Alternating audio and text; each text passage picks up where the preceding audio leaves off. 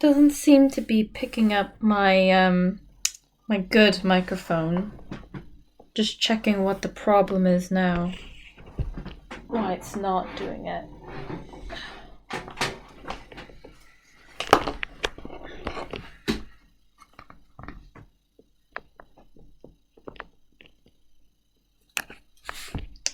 It's not lighting up.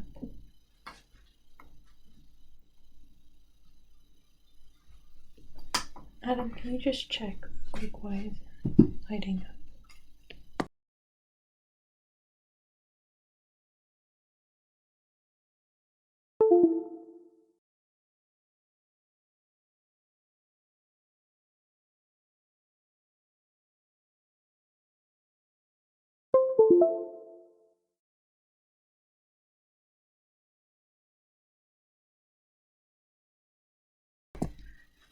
Okay, let me just check if it's the right microphone.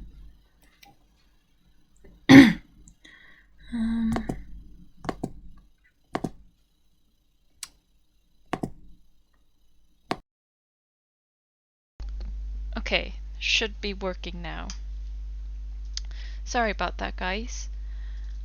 Right, so you may have seen Mr. Greenslade's post on Show My Homework, depending what year you are in, but if you're in year 10, he would have asked you guys to start on Forces in Balance, which is chapter P8. Now, if you're in year 9 and you're watching this, you're not going to be assessed on it because it's year 10 work, but you'll be far and away ahead, so you can, end year 9 feeling a bit more confident with what you're doing. Right, I have on the website here basically some materials that I know some of you guys like using, so as always at the very bottom I do have some notes organizers there for you. If you like using Kerboodle, I've tried to tailor them to Kerboodle as much as possible, because I know sometimes with Kerboodle, with giant blocks of text, it might be a bit difficult to know exactly what you need to, what you need to look at, what you need to read, what information you should extract. At the ends of each of these booklets, I do have some letters here, FTDA. What that means is Foundation Tier Double Award. There's Word document and PDF, depending on what you prefer. Make sure that if you open it up a Word document that you are downloading it to open it up yourself on a separate thing, because if you use like Google's document, it messes up the formatting a bit. And HTDA means Higher Tier Double Award. HTTA means Higher Tier Triple Award, so on. And FTTA, Foundation Tier Triple Award. So, what I'm working on now is I'm going to do Higher Tier Double Award work. And every time I come across... Oh, is it? Hold on. Thanks, Lauren. Let me just edit those permissions.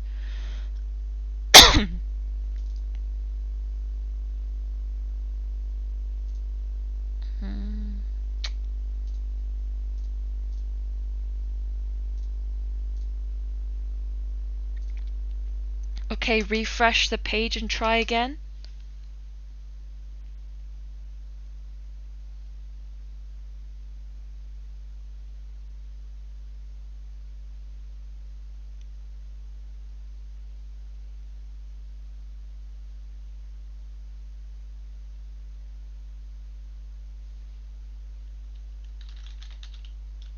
Okay, cool. So I'm going to be doing higher tier double award stuff, and I'll always sort of say if something is higher tier specific. So if you are taking foundation, then you can know, okay, right, this bit I have to not, really think about. So far, today today I'm mostly going to be talking about just foundation and higher tier stuff. So this is relevant to everybody. Right. So the main thing that you first have to be aware of is the difference between what is known as a vector property and what is a quantity and what is known as a scalar quantity. So first of all, what is a quantity in the first place? Just adjusting setup so I can write. So in physics, when we say something is a quantity,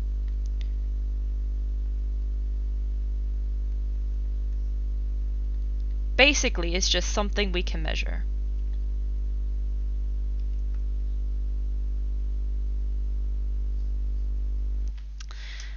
And you can apply this to anything that we measure in science at all.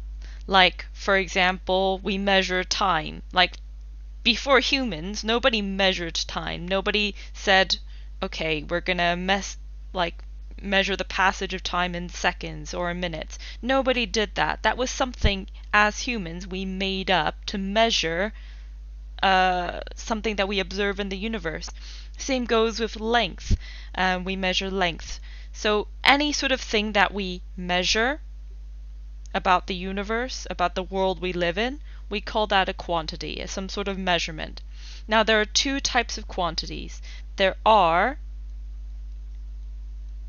scalar quantities and there are vector quantities. So whenever we measure something, there is a number, right? There's always going to be like 10 meters or 5 centimeters or 60 seconds. There's always going to be a number to show how big that quantity is. How much do we have of that thing we're measuring? So scalar quantities have what is known as magnitude.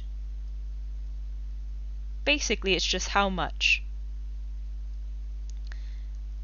And they only measure how much of something we have. They don't really care about something that we're going to talk about now called direction. Vector quantity, though, has both magnitude, which is how much, and direction. For you guys to understand this bit, usually what we want is an example. An example is best used for explaining what the difference between a scalar quantity is and a vector quantity. So the basic example is the difference between distance, which is a... oh, hang on, don't want that font. Let's go with pink. Distance is a scalar quantity, and something called displacement is a vector quantity. So let's say you are walking. Here you are.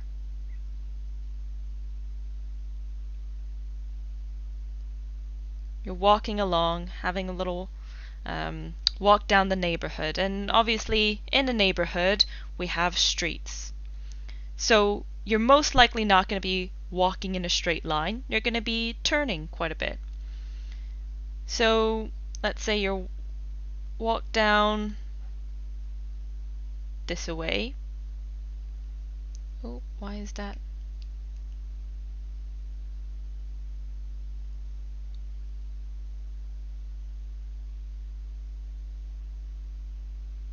I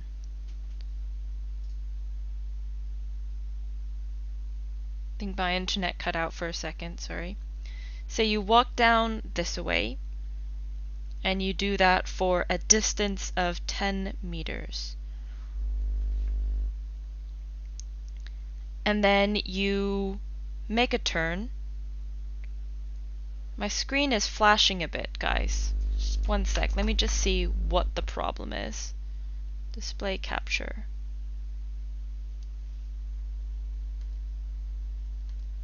I'll leave that as there, and then if it ends up again.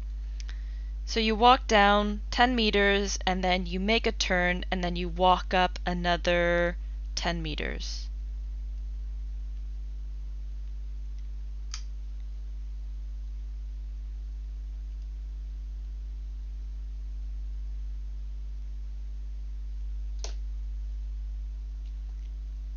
Well, the overall distance that you traveled is going to be 10 and then 10. So your overall distance was 20 meters.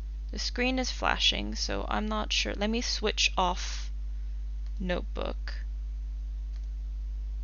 Sorry about this, there's something wrong here. Let me switch off notebook and go on PowerPoint so I can draw instead.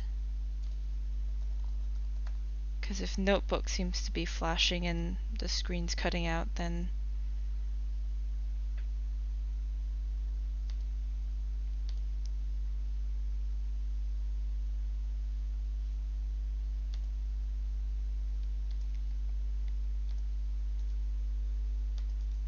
sorry about this. Okay, we'll do this instead.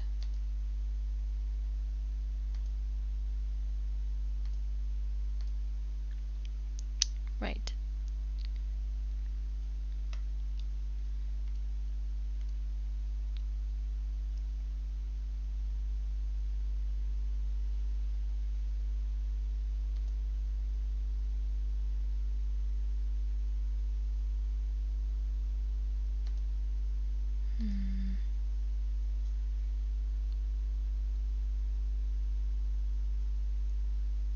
Okay, I think this is OBS.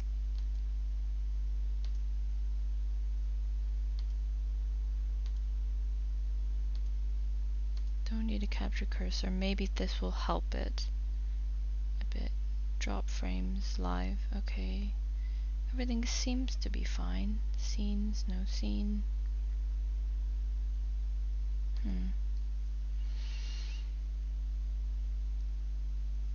Okay.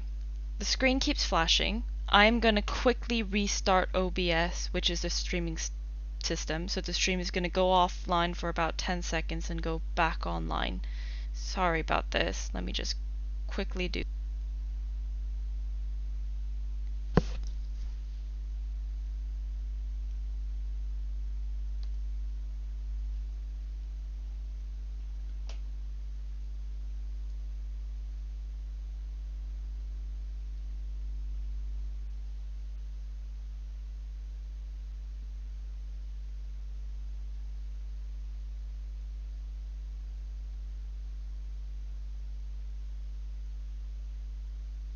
Okay, hopefully this works now. I'd be very annoyed if it doesn't. Right, so your overall distance while you are walking is a distance of 20 meters. However, the direction that you moved in was not 10 meters to the right, 10 meters up. You overall moved in that direction. So you overall moved this away. That blue arrow by there is what is known as your displacement.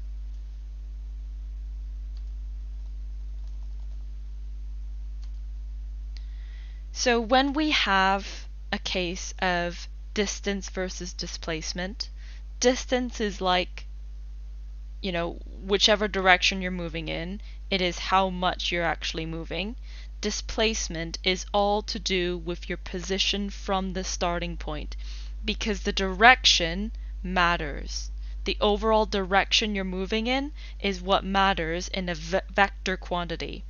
Distance, we're just measuring like how many steps you take, how much there is, but with displacement we're measuring how much in a particular direction.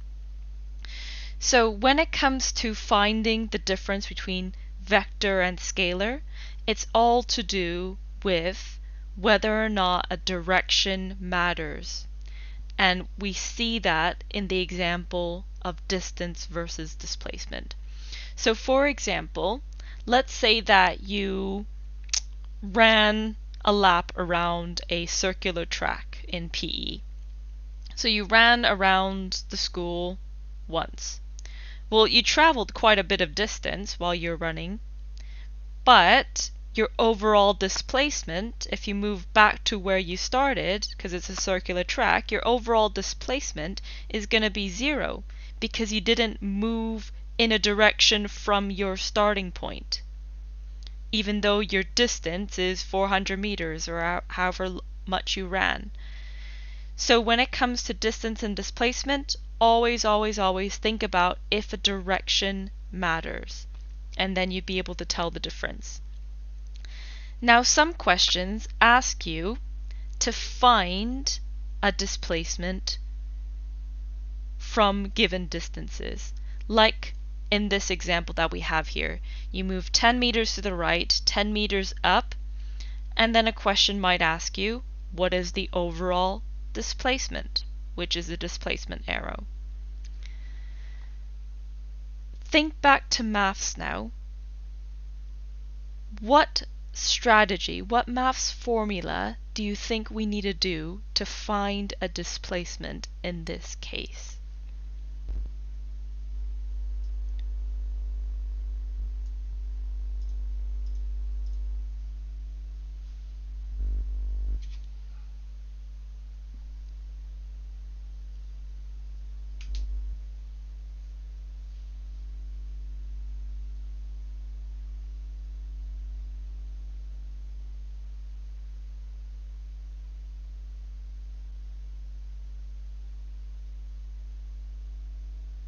So I want to find my blue line, which is my displacement. That is how far I moved from the starting point. I know that I moved 10 meters to the right, 10 meters up. So how do I know what my line is here as the bird flies? This is a math skill now, so have a think back to maths as best as you can.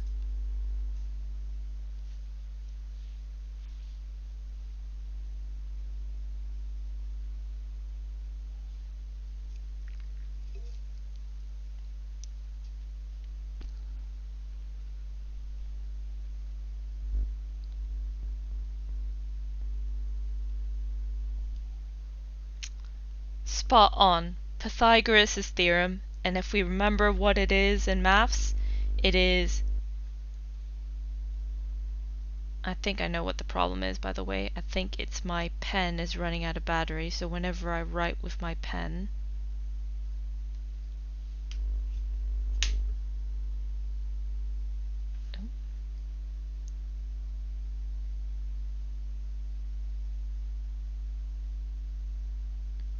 Okay, I'll stop writing with my pen. Right, which is a squared plus b squared equals c squared. And remember the c in Pythagoras' theorem is always going to be the hypotenuse, which is the very longest side. So in this case, our displacement is the hypotenuse of our right angle triangle.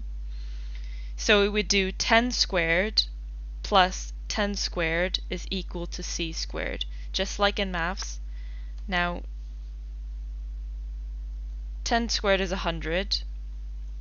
Let me increase the font size on this, so that way you can see it better if I can't write. I do have some extra batteries, I just need to find them. So we should be good to go next week. So 100 plus 100 is equal to c squared. 200 is equal to c squared. And to find then c, you have to square root the 200. Now if you pull up a calculator, square root 200 get 14 point, I'll round it to 1, 14.1 equals C. So your distance traveled was 20 meters, because that's just how many steps you took in any particular direction. It doesn't matter that this 10 meters to the right here, this 10 meters up there were different directions, they're still both counted the same. Your displacement, which is how far away you are from where you started, is going to be 14.1. So distance and displacement are not exactly the same. Distance didn't matter what direction you went in, we only care about how much you have. Displacement is we do care about what direction you went in. In that particular direction, the overall top right direction that you went in, you went a distance of 14.1 meters. So that is hopefully highlighting the difference between a vector and a scalar quantity. And I have on the website the link. I'll link it again just in case anyone's missed it.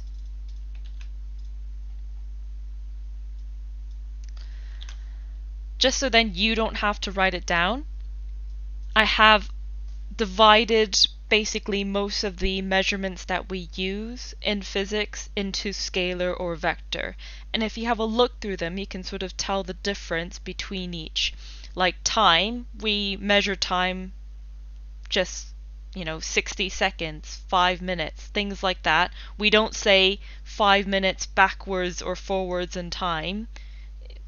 We just measure a certain amount. When we measure time, we don't really care about the direction. When we measure mass, like how many kilograms is something, we're not caring about a direction. Speed, the same thing. We measure it with like how fast you're going. We don't care about how fast you're going in any particular direction. Energy, it's just joules, that's it. But with vector quantities, they can be a little bit more complicated. Displacement, how far you traveled in a particular direction. When you exert a force on something, we draw arrows to show what direction the force is acting in, because we care about where the force is coming from. Weight is a type of force, so we often draw an arrow downwards because we care about what direction the weight force is pulling you in. Velocity is how far you traveled in a particular direction. Acceleration is how much you have sped up or slowed down in a particular direction. And then something called momentum, which we'll talk about in a later topic, is also a vector quantity. So hopefully just looking at what you know about all of the different lists of scalar quantities and vector quantities, you can sort of see the difference between them. Scalar is just a pure measurement, nothing more. With vector quantities, we usually care about what direction things are acting in. Now to represent vectors,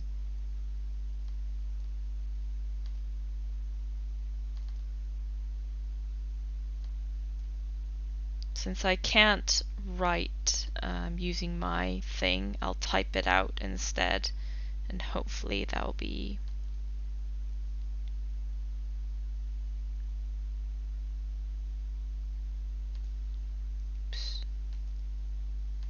enough. So I'll type things out.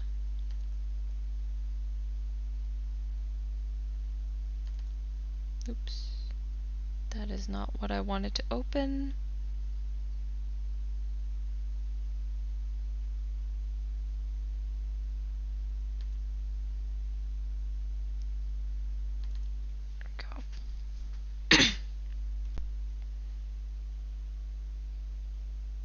Okay. So when we represent vectors, we usually represent them with an arrow.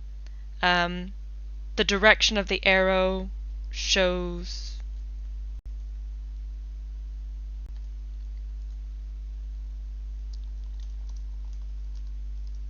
the direction, basically. The direction of the arrow shows the direction of, like, you can say if we're drawing an arrow to the right, the force is acting to the right, shows the direction of the quantity.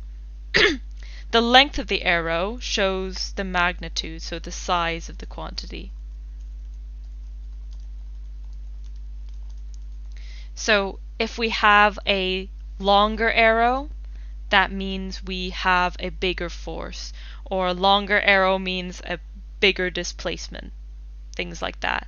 And the direction just shows what direction the quantity is acting in, basically. Now, let's move on to what a force is. So a force is basically a vector quantity. That's the first thing, because we care about the direction that a force is acting in. And if we were to summarize the definition of what a force is, it would be just summarized plainly as a push or a pull. That's it. If something is pushing or pulling, then there's a force acting. All forces can be summarized into a push or a pull. Like, for example, your weight is a force. It's a force that's pulling you down to the ground. You lifting up a table, you're pushing it against it, pushing it upwards, but still pushing it. Whenever there's a push or a pull, that's a force acting. And all forces, no matter what type of force it is measured in newtons, and we shorten that to N. And there's going to be a lot of different types of forces that we talk about. In terms of memorization, a lot of it is not like brand new keywords. They would all be something that you would have heard of before, just from background knowledge, just from living daily life. You would have heard about these types of forces, such as friction, such as air resistance. A lot of these things have come up before, not just in school, but in life in general. So I'm hoping that when it comes to memorization, you guys don't feel overwhelmed with, oh my god, there are a bunch of different types of forces that I need to learn, and it should be something that is a bit more intuitive, that you have some understanding of already. But one thing that we'd like to do is we'd like to organize all of the different things that we know. We like to organize the forces that we know of into two main. So we organize forces into whether they are a contact force or a non-contact force. And just from the name of contact versus forces versus non-contact forces, you can probably already tell what those two key phrases mean. So when it comes to a contact force, basically objects need to be touching for a force to act. So for example, you can't have friction without the two objects rubbing against each other. Like that can't happen. But a non-contact force acts across like a certain amount of space. The two objects don't need to be actually touching for there to be a force felt.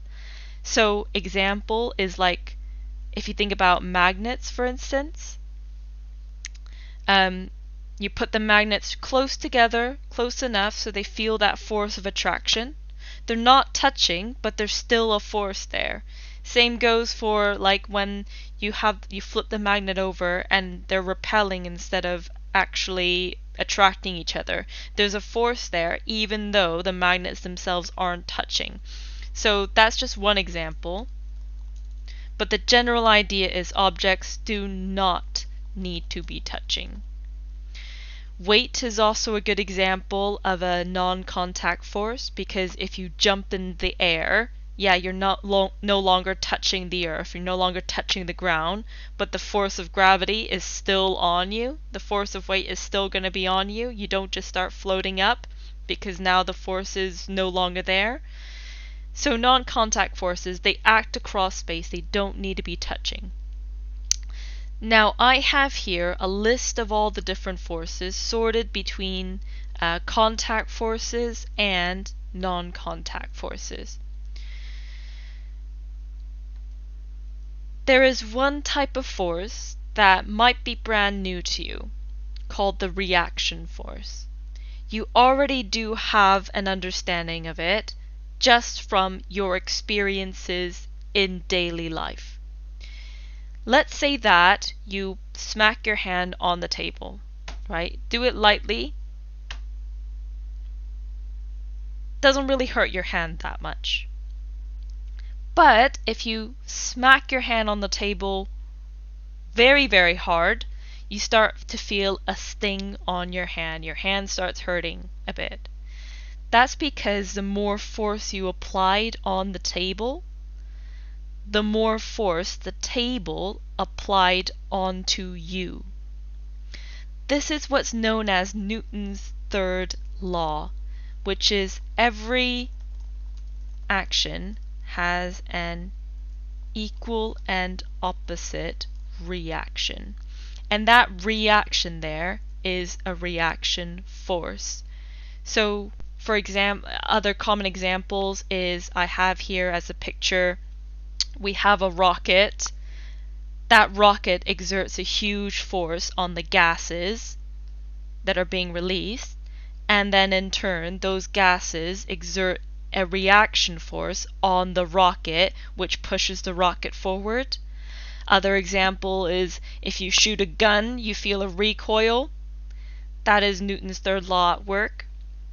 So a reaction force is basically whenever you have some sort of force, there is going to be a reaction from that second object. So you smack your hand on the table. Table is also exerting a force onto you. And that is what the reaction force is. The force that acts in response to an action. So every time you do something, you feel that force back onto you as well. Driving force, not much needs to be said, besides it's also known as thrust. You can sometimes see that, or you can also see that as sometimes called the motive force, meaning it's the force that helps things move. It doesn't matter which of these three you use, but the AQA exam board sometimes uses all three, so just be aware that they're all the same thing. Just driving force, the force that causes movement. Friction.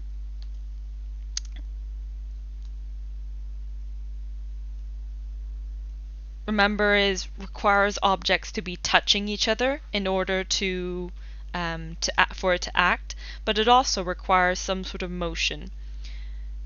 Friction acts in opposite direction to motion. So basically, if you are, pushing a box along the ground. If you are pushing a box along the ground,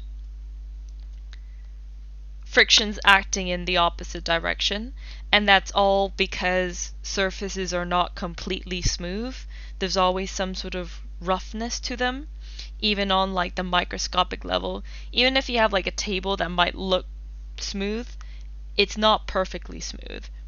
So whenever you are dragging something along a table, because of those little tiny microscopic bumps and grooves, that causes friction, that causes some sort of resistance to motion.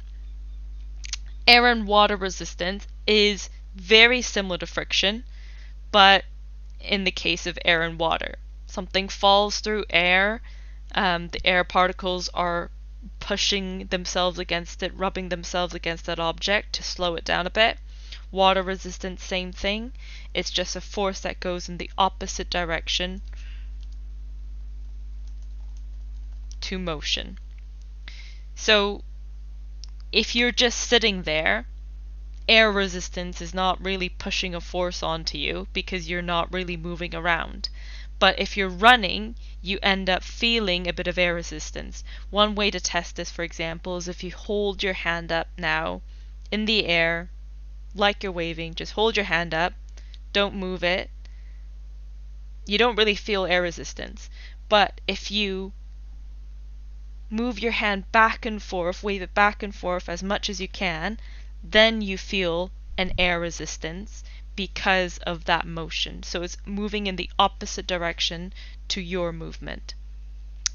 Tension is another type of force, and it's all to do with like elastic objects, or even pieces of string. We usually refer to tension with string or springs, things like that. But I have a picture here just as an example. We have a spring and we have like a mass on the end of the spring. Well, if it was just the force of mass on that spring, it just keeps stretching and stretching and stretching until it snaps. But that spring has a bit of force that's tugging it backwards. So tension is basically almost like a reaction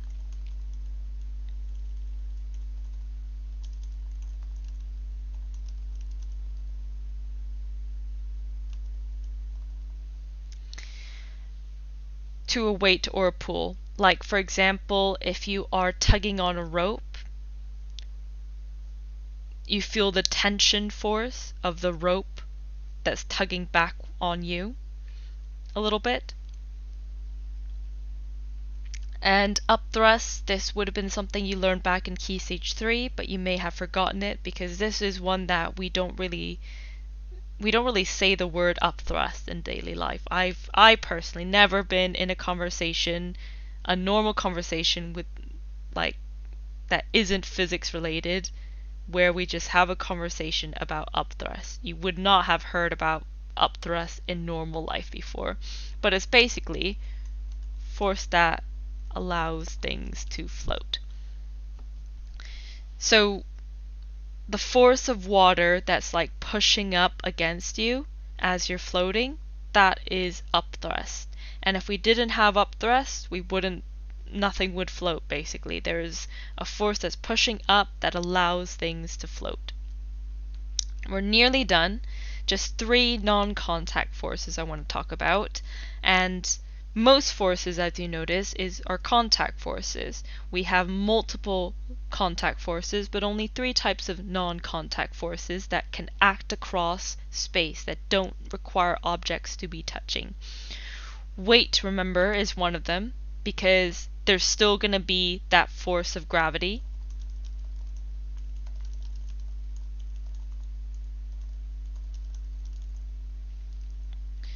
On you, regardless of whether you've jumped up in the air. You can jump up in the air all you want. The force of gravity, of weight, is still going to pull on you, even if you're not in direct contact with the ground. So it's a non-contact force. One thing I do want to mention though is mass and weight is different. So your mass is how much stuff makes up who you are, how much sort of, number of particles inside your body that make up everything about you. Your mass is your size, how massive you are. But weight is the force of gravity that is on you. So weight is a force, and weight is measured in newtons because of it. So when we say things like, I weigh 50 kilograms, that's technically incorrect. Your mass is 50 kilograms, but your weight should be measured in newtons, even though we'd never measure weight in newtons in real life. But in physics, to be perfectly correct in what we do, weight should be a measurement in newtons. And the reason why is because it is the name we give to the force of gravity on an object. Force of gravity, I should say, not force on gravity. Force of gravity on an object. So if you went to a planet or somewhere with a smaller gravitational pull, you would weigh less.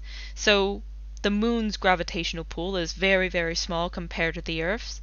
So if you went to the moon, you would weigh less, even though your mass is still the same. Your weight is the force of gravity on you, so a planet with less gravity you would weigh more. Same goes for a planet with more gravity. If we went to Jupiter, you would weigh a lot more on Jupiter than you would on Earth. Magnetic force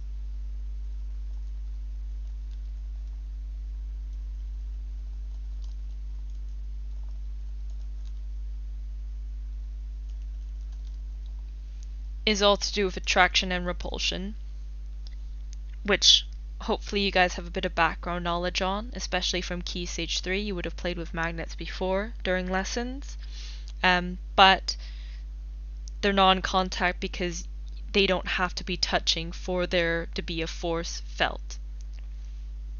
Electrostatic force is this, like, pretty much the same as a magnetic force, but it's like positive and negatives rather than north and south. So just the same as magnetic force, when we have like charges, they repel. So negative and negative repel each other, positive and positive repel each other. But unlike charges, so different charges, they attract. And once again, this happens over a distance. The charges don't have to be touching for there to be an attraction to take place. Okay, so just a quick recap of what we've done today. All right, we talked about what a quantity was to start off with. A quantity is just something we measure in science and physics as we go about our life.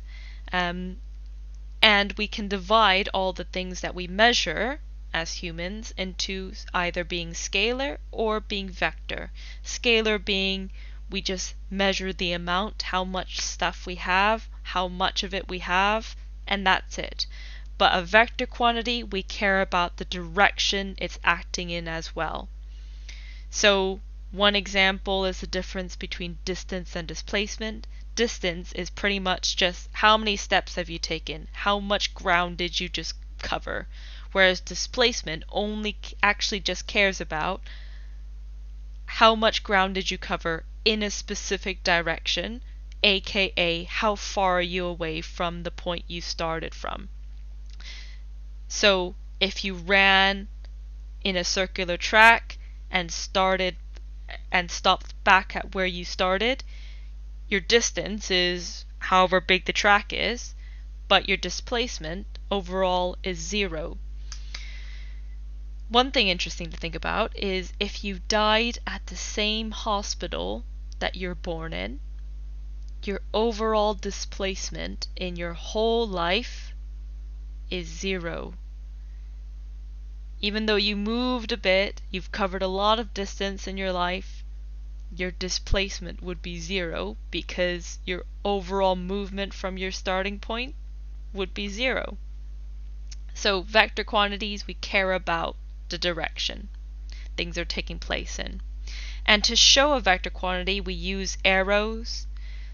The direction of the arrow shows the direction. Length of arrow shows how big that vector quantity is. And one example of a vector quantity is a force, which is a push or a pull, measured in newtons, can be divided between contact or non-contact, and contact forces.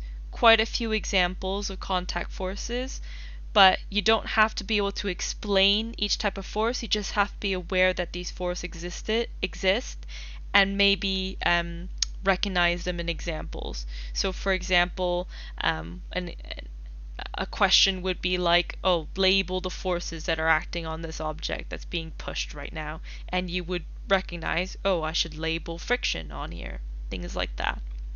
Non-contact forces act across a distance. They don't need the objects to be touching. So that was just a summary of what we've covered today.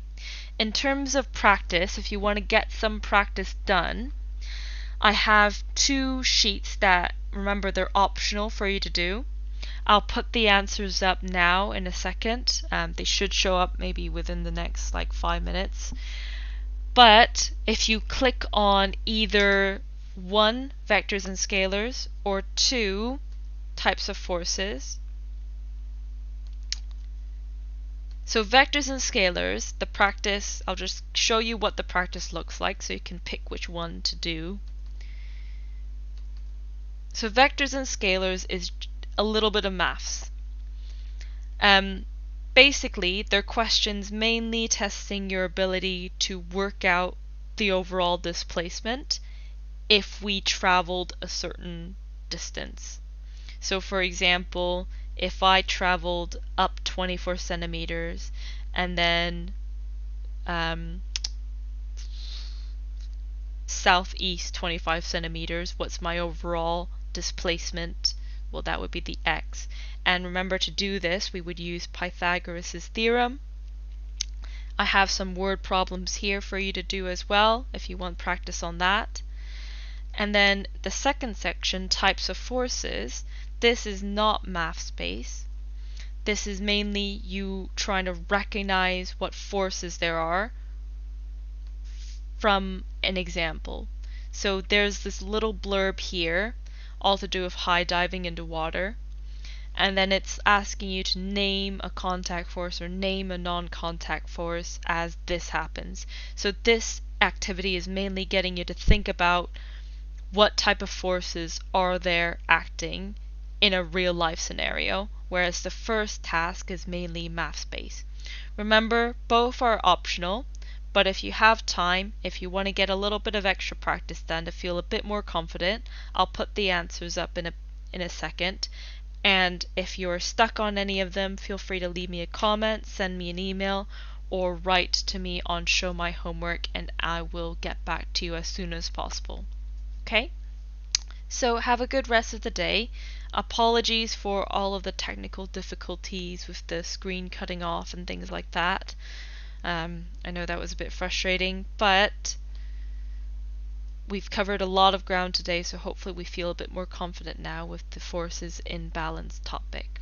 Okay? Right, see you guys.